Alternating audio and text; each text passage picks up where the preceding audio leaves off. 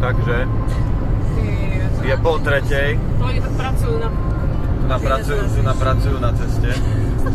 No, akože je 2:30 a vybrali sme sa do Turčianskych Teplíc k Dominike na Stužkovú.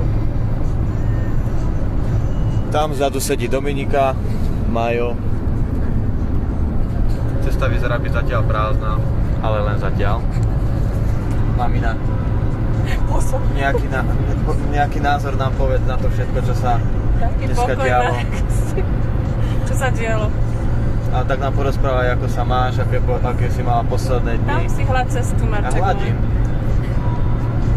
Dobre, však čo? Mamina sa hanbí. Nehambí.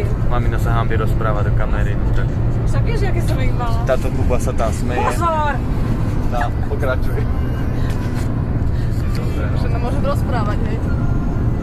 Ja tak môžem rozprávať, no ja som sa ako si rozbehol. 150 ide a narazíme do Zvodenia. No však ste tu ešte ďalší 4 a čo mi môžete povedať, že pozor. Ahoj! Chceš natáčať cestu, Marek? No celú cestu nie, no tak ale...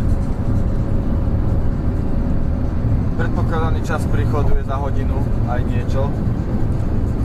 Neviem, či dáva zoom. No a ideme tam hore. Aha.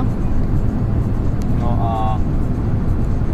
My si tam pôjdeme dať kávu, kde si, nie? si tam pôjdeme dať, mamina si dá kávu a ja s Majom si dáme po dvojtej whisky. No, proč si dáš ty viska? Máte whisky Dominika?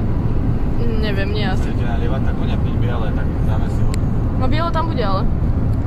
Ale alkohol. No však, ježiši. Dobre, teda no. Takže je toľko, koľko som povedal, že o pár minút viac. No a ozveme sa neskôr trošku tak z polky cesty. Sláč, vypni to, do televíziu Marek.